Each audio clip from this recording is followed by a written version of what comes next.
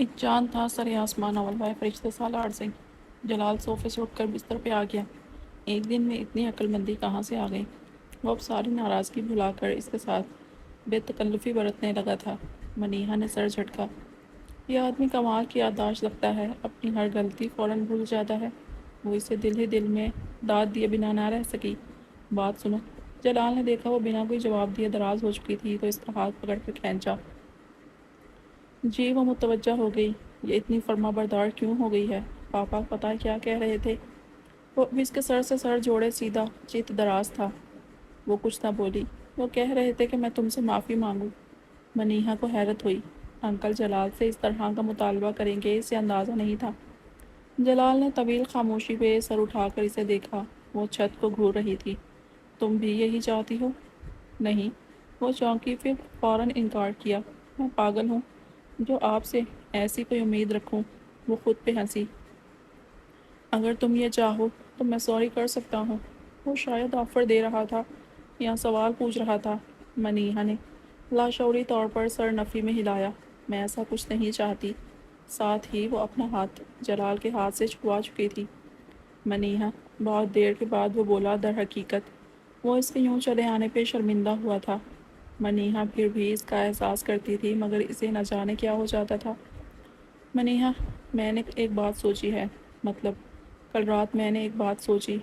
وہ تمہید باندھ رہا تھا۔ بڑی بات ہے، آپ کو بھی کچھ سوچنے کی توفیق ہوئی۔ اس نے دل ہی دل میں طنز کیا۔ پوچھو گی نہیں کہ کیا سوچا؟ وہ شاید یہ محسوس کر رہا تھا کہ منیہا اسے توجہ نہیں دے رہی۔ آپ بتا رہے ہیں، ٹھنڈا ٹھار سا انداز۔ اس نے خود سے وعدہ کیا تھا وہ جلال کی باتوں پہ نہ تو چڑھے گی نہ ہی بحث کرے گی۔ ہاں، میں کیا بتا رہا تھا؟ میں بتا رہا تھا کہ کل میں نے سوچا کہ اب میں سارے فضول کام چھوڑ دوں گا۔ وہ بس اتنا ہی بول سکا۔ اپنی بیوی کے سامنے اپنی غلطیاں قبول کرنا عجیب سا لگ رہا تھا۔ اللہ کی شان، وہ واضح حیرت کا شکار ہوئی۔ مطلب میں اب سب غلط کام چھوڑ دوں گا؟ شاید سب۔ مطلب یہ دیر سے گھر آنا اور ڈرنک وغیرہ؟ وہ بامشکل کہہ سکا۔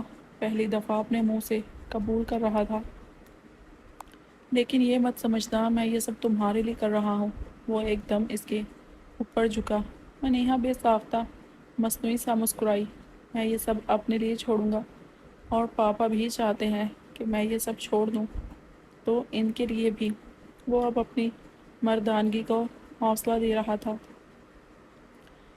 بیوی کی کیا وقت تھی کہ اس کے لیے وہ اپنے شب و روز بدلتا۔ منیہا اتنی اہم بھی نہیں ہے، اس نے خود کو تسلی دی۔ اچھی بات ہے، میں دعا کروں گی آپ کے لیے۔ وہ عام سے لہجے میں بولی مگر انداز بہت سچا سا تھا۔ یقیناً وہ اس کے لیے دعا کرتی۔ جلال چند پل اس کے چہرے کو اپنی نظروں کے حصار میں رکھے وہیں جمع رہا، پھر سر ہلا کر دور ہو گیا۔ ہاں، تم دعا کرنا مگر آئندہ کبھی مجھ سے تفتیش نہ کرنا۔ آخر میں وہ اپنی انا کو تسکین پہنچاتے ہوئے اسے وارن کرنا نہ بھولا، مگر منیہا حیرت اور خوشی سے سو نہ سکی، جبکہ جلال کچھ ہی دیر میں بے سدھ ہو چکا تھا۔ نیند اس شخص پہ کتنی مہربان ہے۔ اپنے برابر میں سوئے اس شخص کو اس کی جاگتی آنکھوں نے رشک سے دیکھا۔ وہ جو عجیب سا انسان تھا، بلا کا خود اعتماد، بلا کا محنتی اور بلا کا بدلحاظ بھی۔ صرف چند ہفتوں میں اس نے جلال کے کتنے روپ دیکھے تھے، اس کا بے تحاشا پیار اور توجہ، اس کے سستے جان لیوا ایڈونچر۔ جب اس نے منیہا کو پانی میں پھینک دیا ایک لمحے کے لیے تو اس کی جان نکل ہی گئی تھی۔ اس کا اپنی ماں سے منیہا کے لیے بحث کرنا، دھڑلے سے میری بیوی آپ کی کام والی کی ریپلیسمنٹ نہیں ہے کہنا، پھر اس کا جلال اسے آدھی رات کو ہر صورت گھر واپس آنے کا حکم دینا، پھر بیک وقت اس کا غصہ اور اس کی بے قراریاں، اور سب سے بڑھ کر اس کا اپنے بچے کا ہی دشمن بن جانا۔ وہ اس آخری سوچ پہ کام کر رہ گئی۔ منیہا، بس کرو مجھے گھورنا، یکدم جلال نے آنکھیں کھول کر کہا اور اسے ڈرا دیا۔ اس کا دل اچھل کر حلق میں آ گیا۔ کیا ہوا؟ اس کے سینے میں موجود دل بے ہنگم انداز میں دھڑک رہا تھا۔ جلال بھی گھبرا گیا۔ آپ نے مجھے ڈرا دیا، وہ بمشکل اپنی سانسوں پہ قابو کر پائی۔ تو تم کبھی یوں مجھے جاگتے ہوئے دیکھو تو فائدہ بھی ہو۔ وہ ڈٹائی سے آنکھ دبا کر بولا، ساری فرصتیں تمہیں رات کو میسر آتی ہیں، وہ بھی تب جب میں سو رہا ہوتا ہوں۔ جلال نے اسے اپنی گرفت میں لیا۔ وہ کسمسا کر پھر پرسکون ہو گئی۔ منیہا، میں اپنی زندگی میں سکون چاہتا ہوں۔ کچھ دیر بعد وہ بولا تو اس کی آواز بہت گمبھیر تھی۔ منیہا کا دل اتھل پتھل ہو گیا۔ میں چاہتا ہوں بس میری زندگی میں پیس ہو۔ میں تمہارے ساتھ دور تک کا سفر کروں، پہاڑوں پہ جاؤں، میں تمہیں پوری دنیا میں ہر اچھی جگہ لے کر جاؤں۔ وہ بہت سکون سے ٹھہرے ہوئے لہجے میں اپنے خواب اسے بتا رہا تھا، اور وہ اتنا حیران ہوئی۔ ابھی صبح تک وہ کبھی دوبارہ جلال کا منہ نہ دیکھنے کا ارادہ کر رہی تھی، اب کس قدر پرسکون محسوس کر رہی تھی۔ واقعی اللہ تعالیٰ نے میاں بیوی کے رشتے میں سکون رکھا ہے۔ ہماری بدقسمتی یہ ہے کہ ہم اس سکون پہ توجہ ہی نہیں دیتے، اسے حاصل کرنے کی کوشش ہی نہیں کرتے، ہم اس کے لیے شکر گزار ہی نہیں ہوتے۔ جلال نہ جانے کیا کیا کہہ رہا تھا، جبکہ منیہا کا ذہن کہیں اور ہی سوچوں میں پرواز کر رہا تھا۔ منیہا، اگر تم میرے ساتھ ماؤنٹ ایوریسٹ پہ چلو تو تمہیں پتہ ہے میں وہاں جا کر کیا کروں گا۔ پتہ نہیں وہ کیا کہہ رہا تھا، جبکہ اس کے خاموش ہونے پہ منیہا نے سوچوں کو الوداع کہہ کر اسے دیکھا۔ کیا؟ میں وہاں جا کر تمہارے لیے بہت ساری برف پگھلاؤں گا، اور جذباتیت سے کہتے وہ یکدم رکا۔ منیہا نے چنبے سے اسے دیکھا، شاید وہ اس کے پینے کے لیے پانی پگھلانے کی بات کر رہا تھا۔ پہاڑوں پہ برف جو ہوتی ہے، اس کا ذہن اندازے لگا رہا تھا، مگر جلال کی آواز نے رکنے پہ مجبور کر دیا۔ میں بہت سا پانی پگھلا کر وہاں ایک تالاب بناؤں گا، اور پھر… چہرہ موڑ کر اسے دیکھ رہا تھا۔ منیہا نے اسے منتظر نظروں سے دیکھا۔ یہ آدمی اتنا برا بھی نہیں، اس کے مستقبل کے ہر خواب، ہر اچھے پلان کا حصہ ہوں میں۔ بے اختیار یہ خیال منیہا کے ذہن میں آیا، وہ سرشار ہو گئی۔ پھر میں تمہیں اس پانی میں دھکا دے دوں گا، پراسراریت سے کہتے ہوئے جلال کا قہقہا بہت بلند تھا۔ اف! اس کے جسم میں سنسنی کی ایک لہر دوڑ گئی۔ وہ اپنی جگہ سے ہل بھی نہ سکی، جبکہ جلال مسلسل ہنسے جا رہا تھا۔ اور پھر وہاں اگر تم بے ہوش ہوئی تو میں تمہیں وہیں پھینک آؤں گا، وہ کہہ کر پھر سے ہنسنے لگا، جیسے مزے لے رہا ہو اس کی سابقہ کیفیت کا۔ کس قدر گھٹیا مذاق ہے یہ، اس نے ناگواری سے سوچا۔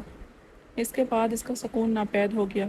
جلال کچھ دیر ہنسنے کے بعد اور چند مزید باتیں کرنے کے بعد سو گیا، مگر منیہا ایک مجسمے کی مانند اس کی گرفت میں ساکت دراز رہی۔ ساری رات اسے برے برے خیالات آتے رہے۔ کیسا عجیب شخص ہے، بیٹھے بٹھائے اسے پوری دنیا گھما کر آخر پہنچایا بھی تو کہاں۔ اس سے تو بہتر ہے میں ساری زندگی گھر ہی بیٹھی رہوں۔ رات کے کسی پہر سے اس نے زیر لب کہا، اور اگلے کچھ دن جلال نے واقعتاً شریفانہ ہی گزارے۔ وہ وقت پہ گھر آ جاتا، 9 بجے تک ہی آ جاتا تھا، پھر گھر ہی رہتا، اس کے ساتھ بھی گپ شپ لگاتا رہتا، بلکہ ایک دفعہ تو آفس سے کال بھی کی، پھر انکل نے اسے ایجنسی کے کسی کام سے دبئی بھیج دیا۔ 2 ہفتے وہ وہاں گزار آیا، وہاں جا کر البتہ کال نہیں کرتا تھا۔ 2-3 دفعہ ہی کال کی۔ منیہا کے لیے یہ بھی کافی تھا۔ شادی کے بعد ایک طرح سے اس کی زندگی ایک ڈگر پر چلنے لگی تھی۔ منیہا پرسکون تھی، کم از کم اب بچے کو لے کر ان کا کوئی جھگڑا نہیں ہوتا تھا، لیکن کسی التفات کا اظہار جلال اب بھی نہ کرتا تھا۔ بچہ ان کے لیے ایک ممنوع موضوع کی حیثیت اختیار کر گیا تھا۔ جلال نے خود سے کبھی اس بات کو نہ چھیڑا۔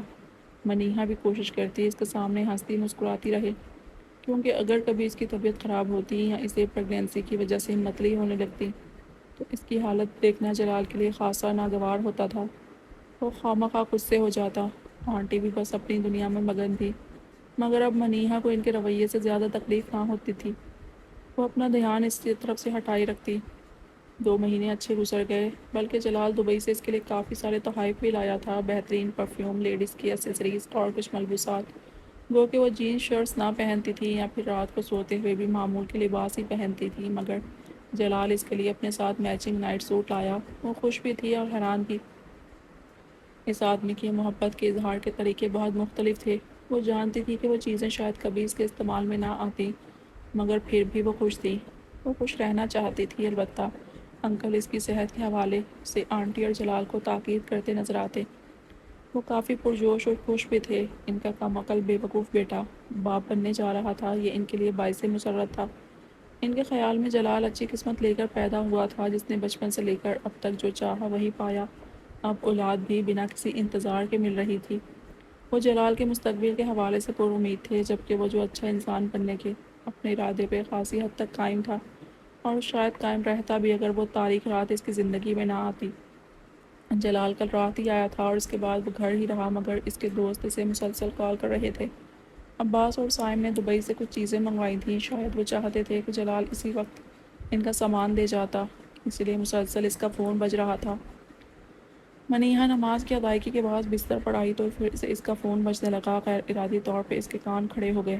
یقیناً کوئی ہوتی سوتی کال کر رہی ہوگی۔ اتنے دن شریف لے کر جو نہیں گئے۔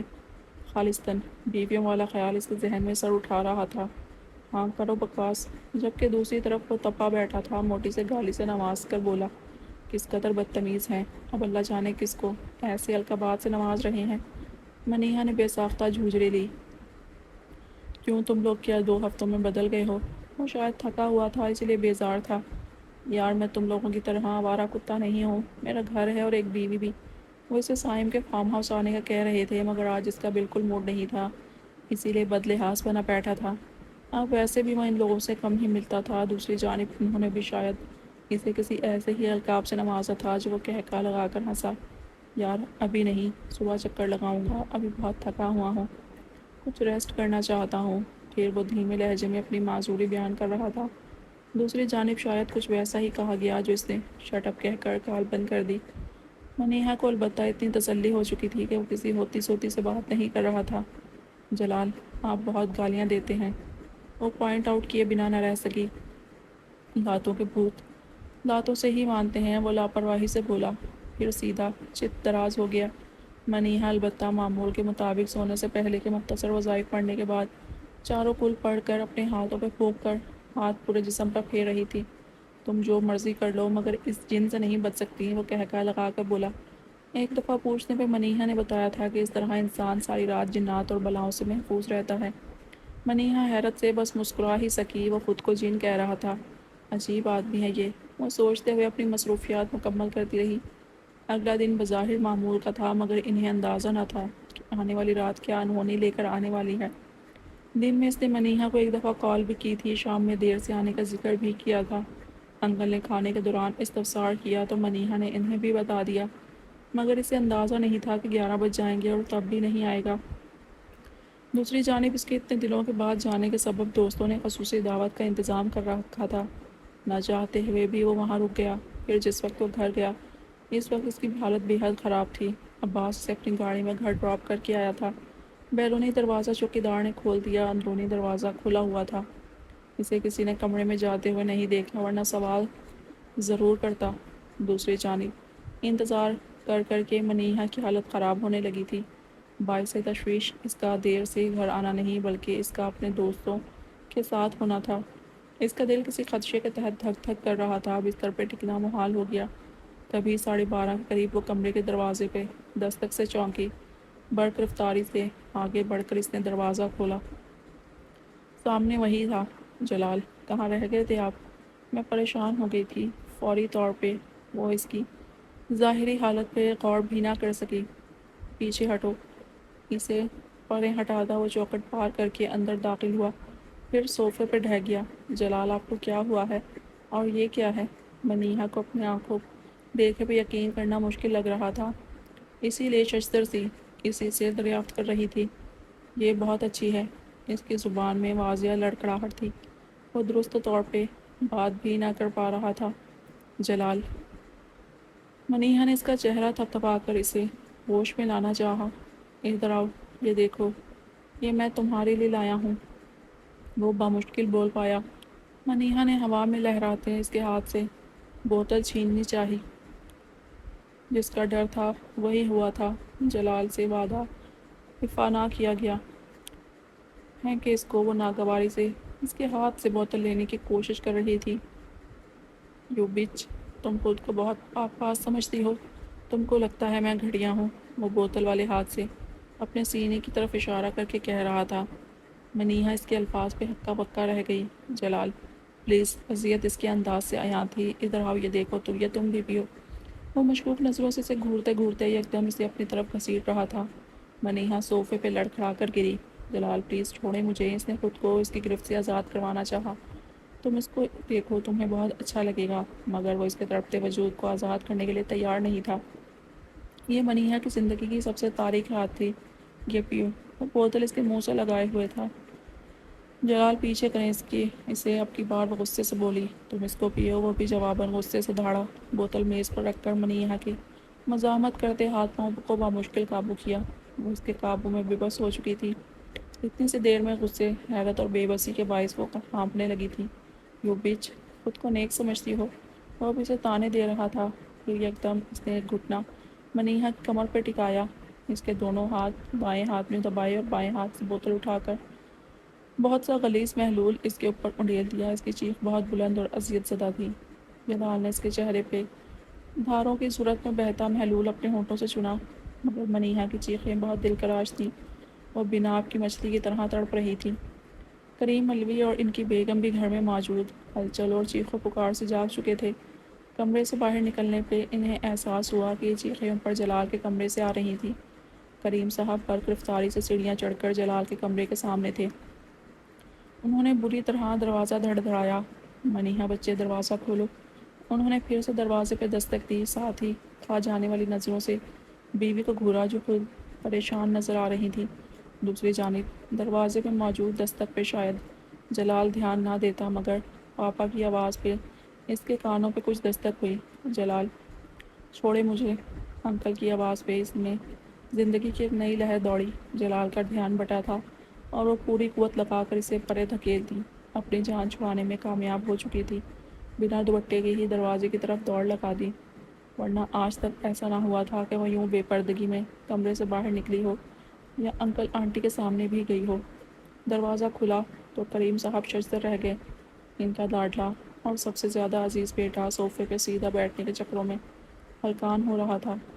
ان کی بہو کے چہرے پہ ہوائیاں اڑی ہوئی تھی اور سامنے میز پہ پڑی وہ بوتل ساری کہانی اپنی زبانی سنا رہی تھی۔ منیہا وہ بری طرح کانپتے ہوئے ان کے سینے سے لگ گئی۔ بس بچے پریشان نہیں ہو تم، انہوں نے اپنا بے بس لہجہ ٹوٹتا ہوا محسوس کیا۔ اس کے سر پہ دست شفقت رکھا، مگر انہیں یہ سب بیکار محسوس ہو رہا تھا۔ جلال صوفے پہ بیٹھا اپنی آنکھیں کھلی رکھنے کے جتن کر رہا تھا اور اس کی ظاہری حالت۔ منیہا تم باہر جاؤ، اس کو باہر لے جاؤ، انہوں نے بیوی کو اشارہ کیا، مگر منیہا تو گویا انتظار کر رہی تھی۔ وہ بجلی کی سی تیزی سے باہر کی جانب بھاگی اور سیڑھیوں کے پاس جا کر دم لیا۔ اس کا جسم ابھی بھی بری طرح کانپ رہا تھا اور وہ دہشت زدہ تھی۔ وہی ریلنگ کے پاس زمین بیٹھ گئی۔ کریم صاحب نے آگے بڑھ کر جلال کو کالر سے پکڑ کر کھڑا کیا۔ وہ حیران تھا اور کچھ پریشان بھی۔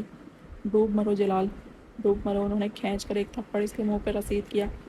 وہ چہرے پہ ہاتھ رکھے حیرت سے باپ کو دیکھ رہا تھا۔ آج تم نے مجھے اپنے ہی گھر میں شرمندہ کرا دیا ہے۔ وہ افسوس سے بولے تم میری توقعات سے زیادہ گھٹیا ہو، مجھے تو یقین نہیں آ رہا کہ تم میرے بیٹے ہو۔ انہوں نے اسے ایک اور تھپڑ رسید کیا اور پریں دھکیلا۔ جلال اپنا توازن برقرار نہ رکھ سکا اور میز پہ جا گرا۔ بوتل جو کہ کھلی ہوئی تھی نیچے گری اور محلول باہر بہنے لگا۔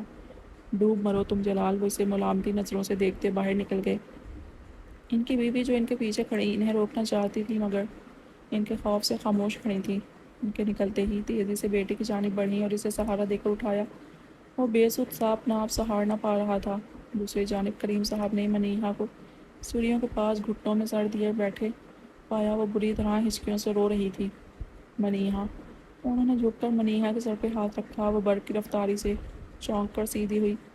بچے یہاں کیوں بیٹھے ہو؟ اٹھو تم نیچے والے کمرے میں جا کر سو جاؤ۔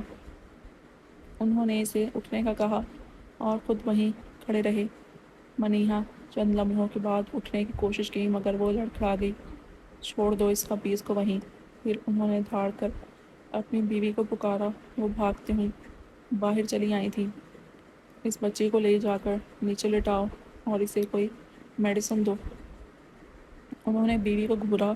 وہ نہ چاہتے ہوئے بھی شوہر کے حکم کی تعمیل میں منیہا کو لے کر نیچے چلی گئی، مگر پھر تھوڑی دیر میں انہوں نے دیکھا منیہا کا دوران خون بہت کم ہو چکا ہے۔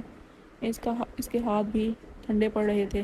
اس کی طبیعت خراب ہو رہی ہے، ڈاکٹر کو کال کر لیں، وہ کچھ محتاط انداز میں کہہ رہی تھی۔ کریم صاحب کا اپنا بلڈ پریشر بھی بڑھ گیا تھا۔ انہوں نے کال کر کے فیملی ڈاکٹر کو بلایا۔ وہ آدھے گھنٹے میں وہاں موجود تھا، مگر منیہا کی طبیعت سنبھلنے میں نہ آئی تو انہیں اس کو ڈاکٹر کے ہاں لے جانا پڑا۔ وہاں جا کر بھی 24 گھنٹے وہ پریشان ہی رہے، حتیٰ کہ انکل کو سلمان صاحب کو کال کر کے بلانا پڑا۔ منیہا صدمے کا شکار تھی، اسی لیے بچے کو بھی خطرہ تھا۔ کئی انجیکشنز اور دواؤں کے بعد وہ خطرے سے باہر تھی۔ اماں اسے دن رات تسلیاں دیتی رہتیں۔ ڈاکٹر بھی یہی کہہ رہے تھے کہ وہ ذہنی دباؤ کا شکار ہے۔ منیہا ٹینشن نہیں لو، سب ٹھیک ہو جائے گا۔ وہ 3 دن سے ہاسٹل میں تھی۔ انکل روز دن میں 2 مرتبہ آ رہے تھے، آنٹی بھی چکر لگا رہی تھی۔ جلال صرف ایک مرتبہ آیا تھا، وہ بھی بس چند منٹوں کے لیے، مگر منیحا تو دنیا مافیا سے بے خبر تھی۔ ابھی بھی ماں نے اسے تسلی دی تو وہ خالی پھٹی پھٹی آنکھوں سے انہیں گھور کے رہ گئی۔ کل تم گھر چلی جاؤ گی؟ انکل نے اس کے سر پر دشت شفقت رکھا تو وہ ہسٹریائی انداز میں چیخی، نہیں، میں ہرگز اب اس گھر میں نہیں جاؤں گی۔ امی کا بڑا ہاتھ اس نے جھٹکے سے پرے کیا۔